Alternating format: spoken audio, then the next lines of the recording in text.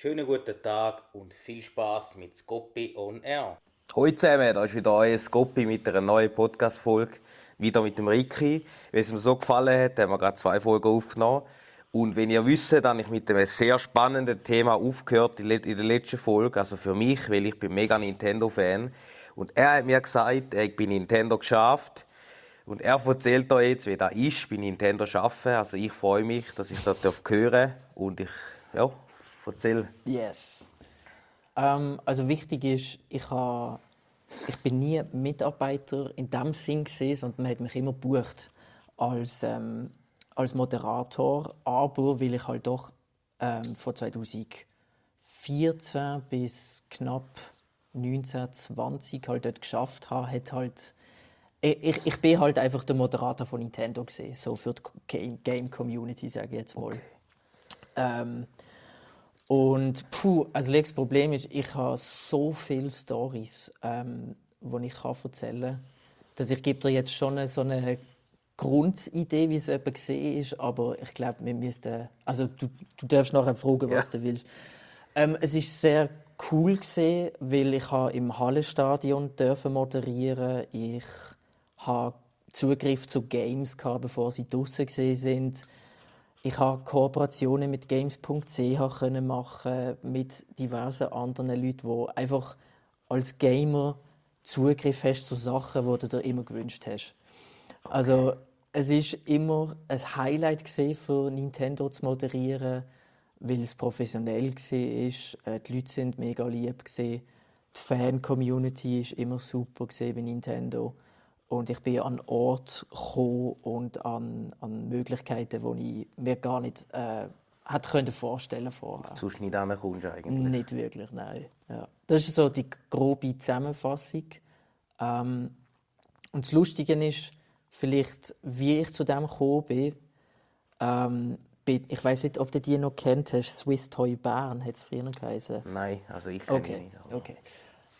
Das hat, jetzt heisst es, Hero Fest oder hat vielleicht noch einen neuen Namen bekommen, aber die Messen brauchen halt immer Promoter, die an den Stand stehen von den neuen Spielen, die dir die Instructions geben als Gast. Und eigentlich habe ich mich für das beworben. Und dann war aber Smash Bros. Wii U Promotion. Es war noch nicht draus.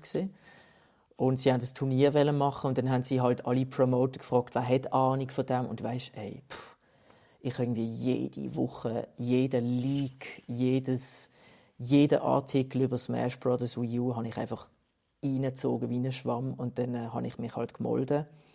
Und dann haben die Chefs von Nintendo gemerkt, dass ich gut schnurren auf einer Bühne, wegen der Musik natürlich. Ja, klar, ja. Und dann bin ich sozusagen zu diesem Job gekommen. Also dann bin ich nicht mehr Promoter in dem Sinn gewesen, sondern bin dann gerade zum Moderator geworden. Ja. Okay, ja, weil sie eigentlich gemerkt haben, dass du das kannst wegen dem Genau, Singen. ja.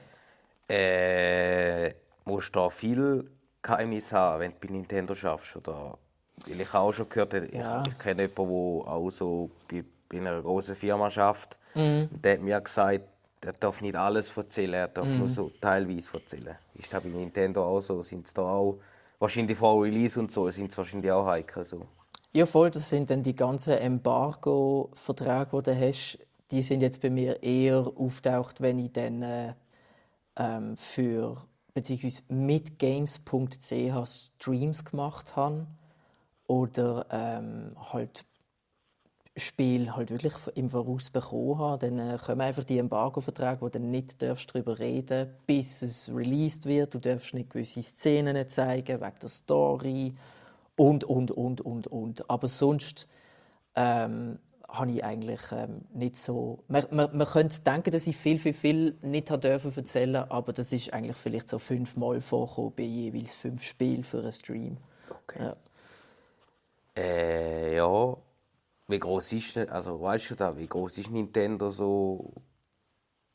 Ist ja schon ein mega Name, das ist schon so, aber mit Mitarbeitern, kannst du da etwa eine Zahl sagen? Oder? Ja, als ich noch dort, also als ich es kennengelernt habe, sind es zwei, also ich hatte 2 Chefs gehabt, und ich glaube, dann hast du noch jemanden explizit für die Logistik und vielleicht, also ich glaube, man kann es an 2 Händen abzählen, damals, von den Mitarbeitern. Okay. Ja. Ja, aber Nintendo hat halt schon einen riesen Namen. Ja. Also, dort, was halt angefangen mit dem, jetzt mit der Yes. Switch 2. Es ist schon, also es ist ja eher eine Kinderkonsole, finde ich jetzt, aber es ist auch für Erwachsene. Was ich halt ein bisschen krass finde jetzt bei Nintendo ist, die Preise, die sie haben. So, weil jetzt zum Beispiel Mario Kart World kostet, Ja. finde ich schon ein bisschen, für das, was eigentlich eine Kinderkonsole ist, finde ich das schon ein bisschen teuer, wenn du mich fragst. Klar, die PS ist auch teuer, aber es ist halt nicht so auf Kind gemacht, sage ich jetzt mal. Aber vielleicht machen sie da extra. Also meine Lieblingskonsole Nintendo ist GameCube. Ja, Über das GameCube ist- kommt nichts. Finde ich, das ist die Konsole, die ich am geilsten finde von allen. Ja, Das ist so da. stimmt. Also, fangen wir von vorne an. Also, die Kinderkonsole, muss ich echt sagen, finde ich, das ist so ein richtiges Klischee, wo man Nintendo gibt, wo einfach nicht stimmt. Okay. Weil natürlich hat es Charakter, wo jetzt eher die Kinder, ich meine, eben wir zwei sind ja auch mal Kinder gesehen und es hat uns angesprochen. Aber ich meine, schau mal das Zielpublikum von Call of Duty an und dann schaust du, wer auch wirklich Call of Duty spielt. Oder? Ja, Das sind ja. alles kleine Sitzpisser. Ja, das stimmt. Ja.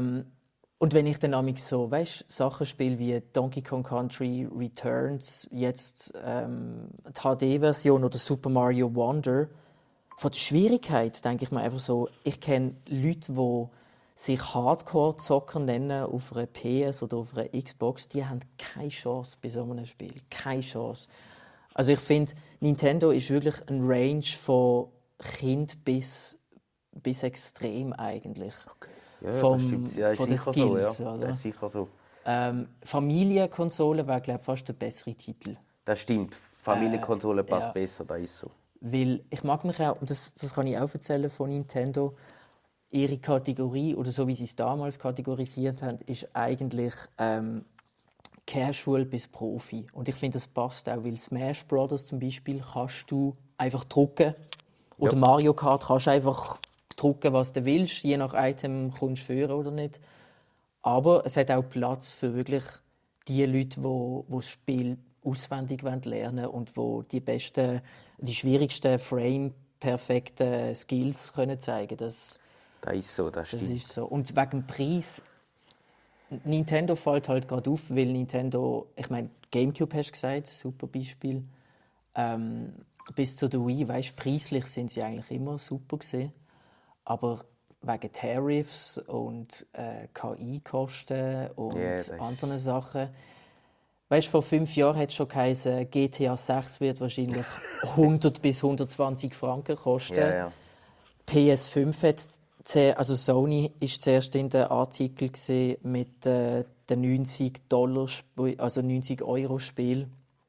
Und es ist halt einfach immer toll, gegen Nintendo etwas zu sagen. Das ist so. Also ich bin auch nicht, ich meine, schau mich an, ich bin Musiker, Mensch, ich kann mir jedes Spiel leisten, aber ich wäre sicher auch nicht böse, wenn sie es günstiger würden machen. Aber es ist, Was halt auch viel hörst, ist, dass Nintendo sich das erlauben kann, weil es nur nur auf dieser Konsole kannst du das Spiel spielen. das stimmt, ja. Was ich halt dann aber aufrecht finde, ist mit dem Pro-Controller von der Switch 1. Kannst die Switch nicht anmachen. Du kannst die Switch nicht anmachen, die Switch 2, aber du kannst ihn brauchen. Da haben sie ja wahrscheinlich extra gemacht, dass du einen Switch 2 Controller kaufst. Was ich auch ein bisschen schade finde, aber dann stehst du halt auf. Ja. Oder ich habe es jetzt so gemacht, ich habe mir einen Gamecube-Controller gekauft für die Switch 2, weil ich ja Gamecube-Fan bin. Ja, es ist halt... Weißt, am Schluss ist es Kapitalismus und jeder will Geld machen. Das stimmt. Und ich ha immer alle Konsolen eigentlich gehabt, die es gibt. Also ich habe immer, blöd gesagt, eine PS3 gehabt, eine Wii und eine Xbox 360 und immer so weiter.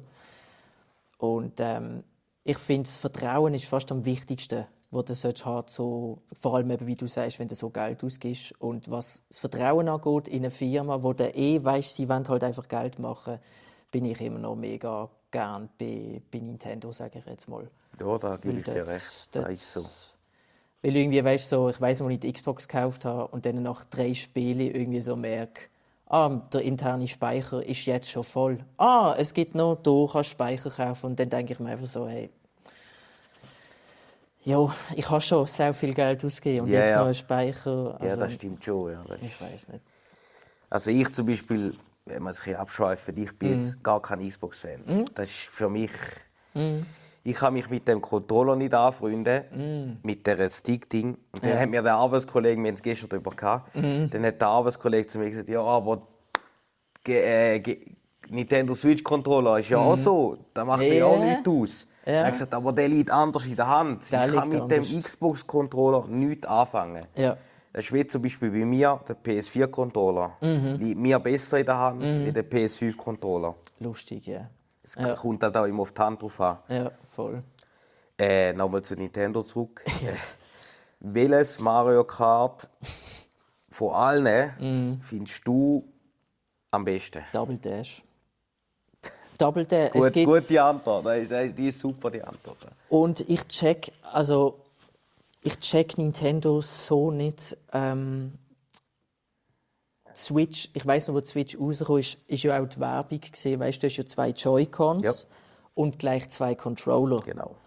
Und ich meine, das war mein absoluter Fanboy-Traum wahrscheinlich. Aber ich habe also gedacht, okay, die Chance ist hoch, dass jetzt ein neues Double Dash kommt oder ein Konzept halt wieder neu gemacht wird, weil du hast ja 2 Joy-Cons. Ja, genau. Ja. Und das Konzept von jemand ist hinten dran, kann Items schießen, kann sogar die Items stehlen von den anderen. Und man kann sich wechseln. Der vorne ist nur am Fahren. Das ist für mich einfach, einfach ein Traum gewesen. Also Das ist schon geil. Dash. Das ist wirklich, Double Dash ist schon geil. Das stimmt. Das ist auch mein Favorite. Ja, Das das ist- ist einfach das Beste gewesen. Aber was ich halt auch krass finde, jetzt, wenn es um Mario Kart geht, da habe ich jetzt bei Mario Kart 8 gesehen. Ja, Mario Kart 8 gibt es, glaube ich, für die Wii, oder? für die Wii U. Die EU. Ja. Und dann haben sie die Switch Und rausgebracht. für die Switch, ja. Und dann haben sie gedacht, anstatt ein neues Mario Kart rauszubringen, ja komm, wir machen einfach Mario Kart 8 Deluxe.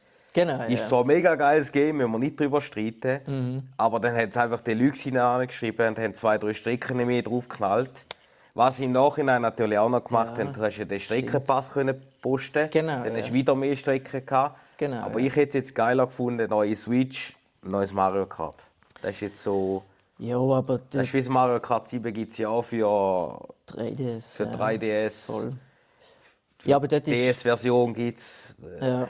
Es ist.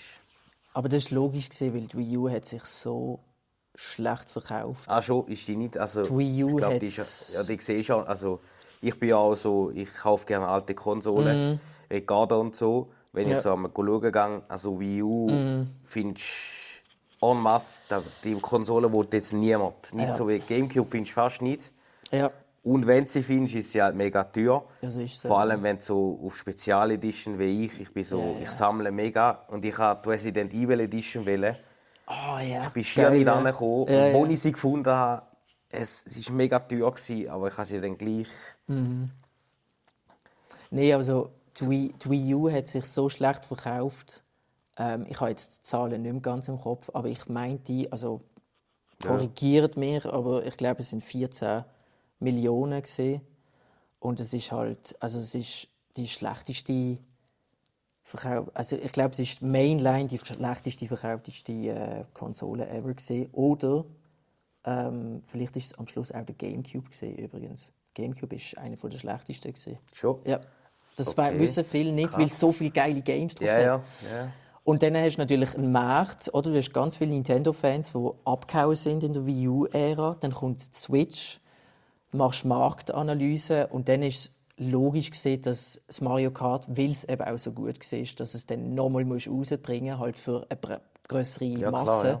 Und ich meine, Mario Kart 8 Deluxe auf der Switch hat sich, glaube Das ist, glaube ich, recht gut ich glaube, gelaufen. 50 Millionen Mal Eben, ja, oder das noch ist, glaub- mehr das ist, verkauft. glaub ich, recht gut oder? gelaufen, ja. Aber ich verstand dich, weil ich hatte die Wii U hatte und ich habe so gedacht, easy, die neue Konsole und dann kommt nochmal das.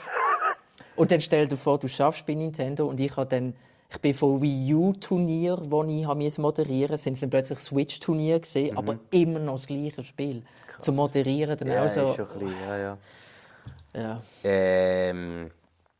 Hat Nintendo lang gebraucht, um so eine Switch wie soll ich sagen, zum herauszufinden, wie sie es machen wollen, oder weißt du da, zum Produkt? Nö, also ganz wichtig, ich bin wirklich nicht, weißt, mitten in den Büros okay. gesehen und so weiter. Und auch die Schweiz an sich, also die Abteilung, die Nintendo repräsentiert, die bekommen auch, so aus den Erzählungen, die ich bekommen habe, die bekommen die Sachen auch eher sporadisch mit oder halt so mit drin, dass sie mir wahrscheinlich gar nicht davon haben können erzählen. Aber allgemein kannst du dir eigentlich sicher sein, dass jedes Mal, wenn eine Konsole rauskommt, egal von welcher Firma, wahrscheinlich 2 Jahre vorher, ist schon der Plan über die nächste im Büro. Okay. Also das ist Okay. recht krass. Was ich jetzt auch gehört habe, ist von Leuten, sie finden den Unterschied nicht mega krass. Von der Switch 1 zu der Switch 2. Voll. Ich persönlich, wenn du Handheld spielst, finde die Switch 1 besser, weil sie Kleiner. kleiner ist. Ja. Aber dann habe ich einen Kollegen, der die Switch 2 geiler findet, weil Ja. halt der Bildschirm ist halt besser. Das ist so, ja. Aber ich bin halt so ein Typ, ich brauche sie nicht viel Handheld, ich spiele mehr auf dem Fernsehen. Und dann merkst du ja auch keinen grossen Unterschied, finde ich jetzt. Ja, es sind 4K, gell? Ja, natürlich. Ja, das ist, Auflösung. Nicht, weißt, das ist einfach der Videospielmarkt an sich. Der denkt immer, er weiß, was er will. Und die Firmen sind an allem schuld. Ich meine, schau mal an, Sony, PS1, was hat es verbessert? Grafik. PS2, Grafik. PS3, Grafik. Nintendo hat jedes Mal etwas Individuelles oder ein Gimmick. Und jetzt, wo Nintendo mal einen auf Sony macht und einfach eine Switch... Entleuten, dumme Schnurren. Jetzt kommt eine dumme Schnur. Dabei, es ist perfekt. Also ich finde es einmal das perfekte Konzept in dieser modernen Zeit. Weil ich spiele, glaube ich, 60% auf dem Fernseher und 40% im Handheld. Aber jedes Mal, wenn ich im Handheld spiele, bin ich einfach froh, dass es auch geht. Weißt? Ja klar, ja, das ist sicher so, ja. Wegen dem mir hat jetzt der wenige Unterschied nichts ausgemacht. Zum sag ich Beispiel mal. PS hat ja auch Handheld rausgebracht, oder PSP oder PS Vita. Und die ist jetzt gar nicht gut angekommen bei den Leuten. Da kommt, glaube ich, die Switch schon besser an im Handheld, weil es halt auch besser ist. Voll. Dann finde ich halt, PS hören doch auf und machen nur für die Konsole, also weißt du, für die Fernsehen. Ja. Dann können sie der Switch sagen, machen die Handheld, die können das besser. Gell? Aber sie haben ja auch wieder aufgehört. Es Ja, gibt ja ja. zum Glück keine. Also PSP gibt auch geile Games, Gibt's auch geile, müssen wir ja. nicht drüber diskutieren, aber es ist nicht so. Nintendo ist Handheld-König. Ja, das ist so. Das ist einfach... Da kannst du Also nichts Nintendo hat sich auch überlegt, bevor, jetzt muss ich schnell überlegen, wenn das gesehen ist, der DS hat sich so gut verkauft und im Vergleich zu den Konsolenzahlen, dass ich habe gemeint, ich habe das mal letztens gesehen bei, wie hat es geheißen? Do you know Gaming Did you know Gaming heisst der YouTube-Kanal. Und dort habe ich den Bericht gesehen, dass halt Nintendo auch wirklich mal überlegt hat, wenn wir überhaupt noch Konsolen machen. Also krass. im Handheld machst du keine Konkurrenz. Also, Nein, da ist so keine Chance. Ja, Nintendo Charakter gibt es ja auch 4000. Was ist dein Lieblingscharakter von Nintendo? also ich liebe den Spike. Das ist geil, ja. Der ist auch bei uns im Auto immer dabei. Das Mopsi finde ich einfach super lustig. Und ich glaube, ich müsste einfach nicht... Doch, ich hätte jetzt fast gesagt, der ganze Zelda-Franchise, aber Sheik von Ocarina of Time und Bayonetta ist ja jetzt aufgekauft worden, gehört ja eigentlich Nintendo. Scooby, stell jetzt so schwierige Fragen. God damn. Oh, fuck. Also, nein, weißt du, das Problem ist, ich habe viel zu viel. Ich liebe einfach Nintendo, weil ich könnte Samus Aran könnte ich nennen, den ich geil finde. Sheik, Mopsy ist von Mario, Spike ist auch von Mario. Ridley von Metroid finde ich auch super. Holy shit. Ich zum Beispiel absoluter Yoshi-Fan. Ja, Yoshi geht auch immer. Da ist Mario Kart 8 Deluxe, ich immer schwarze Yoshi genommen. Super. Lustig. Meine Eltern spielen auch Mario Kart und sie nehmen auch immer den Yoshi. Und meine Mami war sogar an der Schweizer Meisterschaft.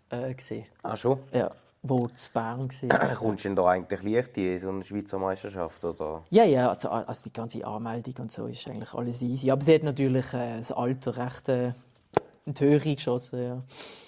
Ja. Ja, da glaube ich. Ja. Es war sehr spannend, mit dir darüber reden, über Nintendo. Danke, Yes. dass du so offen warst. Kein Ding. Dann wollte ich dich fragen, wie du auf mich gekommen bist, wie du mich gefunden hast, wie du gesagt hast, komm, ich gehe jetzt zum Scope im Podcast aufnehmen. Oder wie du allgemein, ob du Verbesserungsvorschläge hast für meinen Content oder ob du meinen Content schaust. Oder ja, eigentlich alles. So, oder Ja. der Podcast, ob du los ist, aktiv und so. Also ich bin über dich gestoßen, weil ich einfach Stories angeschaut habe auf Instagram und dann bist du mir vorgeschlagen worden. Und weißt irgendwie, wenn du künstlerisch unterwegs bist in der Schweiz, dann kommst du halt sehr oft mit verschiedenen Communities in Kontakt, irgendwie Schauspielerei und Malerei und bla bla bla.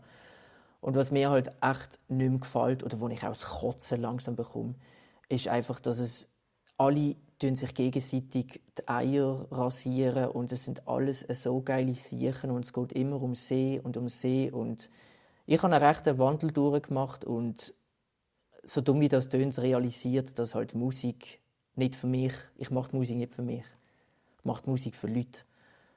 Und wegen dem ist meine Einstellung allgemein gesehen, Ende 25 und jetzt auch im 26, dass ich will mehr Leute unterstützen. Ich will einfach, weil wir haben alle irgendwann, ich muss nicht mal Träume nennen, weißt? Wir haben noch alle unsere Ideen.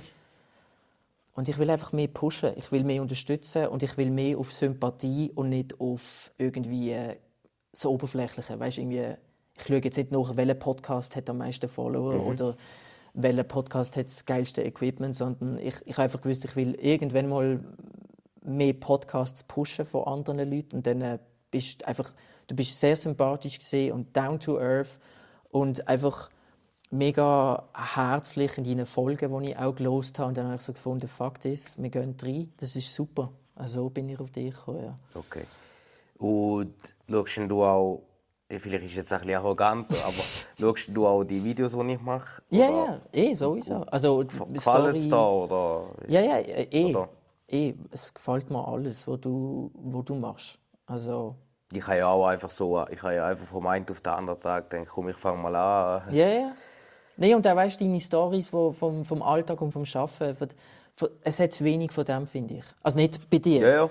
Ich finde allgemein hat es zu wenig von dem. Es geht irgendwie nur noch über, es muss immer sau extraordinär sein, obwohl das Leben ist nicht extraordinär. Da sehe ich eben auch viel auf Social Media. Ja.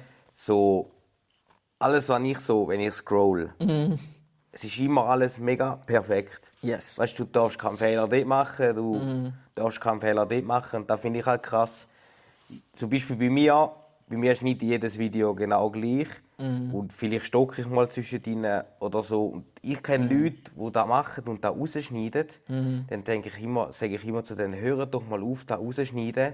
Weil genau das macht es ja aus. Ja. Weil das andere hast du ja überall. Das Perfekte, das gibt es nicht. Nein. Du kannst nicht anhocken und immer perfekt ein Video aufnehmen. Genau. Das geht nicht. Und ich glaube eben auch, der Konsument sieht das. Der sieht, ob du echt bist Voll. oder ob du nicht echt bist. Es gibt so viel auf Social Media, die nicht echt sind. Ja. Und da habe ich schon viel gehört, dass ich echt überkomme, weil ich halt so bin und zeige, was ich mache. Und ich zeige es auch mega gern. Und wenn ich sehe, so wegen der Aufrufe, wenn Maschinen vorkommen oder so, sind die Aufrufe höher. Ja. Oder wenn es ums Arbeiten geht, wenn Winterdienst zum Beispiel sind die Aufrufe. Das ist halt, da merke ich jetzt. Es gibt aber auch so Sachen, wo die Aufrufe nicht so groß sind. Ja. Ich weiß nicht, du hast ja, glaube ich, 22'000 habe ich gesehen. Irgendwas. Sind bei dir die Aufrufe immer gleich oder sind die auch so, kommt wahrscheinlich auf den Content drauf an, den du gerade machst, oder? Es ist komisch. Es spickt mal auf, irgendwie ein Musikclip, den ich mal gemacht habe, sind irgendwie so gerade 50 oder 55'000 Views gesehen. Dann andere Lieder, die ich covere, die Welthits sind, schaffen es irgendwie nicht mal auf 200. Aber weißt, ich schaue das gar nicht an. Ich schaue das wirklich nicht Ich schaue es auch nicht an, aber... Es lenkt ab. Ich schaue es auch nicht an. Also weißt, ich schaue auch schon, aber mich interessiert es auch nicht. Ja. Ja. Aber ich finde halt auch auf Social Media, es hat zu viel, die es gleich machen. Ja. Finde ich jetzt. Ja, eben, also wenn du scrollst... Ja, das stimmt, ja. Ich weiß nicht, wie soll ich das sagen? Auch wenn ich scroll, kommt immer... Klar, es kommt auf deine For You-Page, kommt ja schon da, was du am meisten anschaust. Ja, aber du hast schon recht, dass es auch immer dann auch schon fast wie ein Klon wirkt eigentlich, weißt? Das ist schon krass. Aber was ich halt mega krass finde, da merke ich, wenn ich mit jemandem über etwas rede. Ich mache Insta auf und genau da kommt nachher. Yeah. Also wenn wir beim Arbeiten über ein Thema reden, der Arbeitskollege ist auch so auf Konsole fixiert und sammelt und so. Wenn wir über ein Thema reden und ich Insta aufmache, kommt immer Werbung von Ricardo von genau dieser Konsole. Ja, das Handy los Ich halt denke zu. mir so, ich finde das so krass, wie du eigentlich wie du abgehört wirst. Das Handy, eigentlich ist das schon krank, wenn du das so überlegst. Es ist krank, aber wir können leider nicht viel machen. Ja. Nein, das ist so. Findest merkst du schnell, ob es mit KI gemacht ist oder nicht?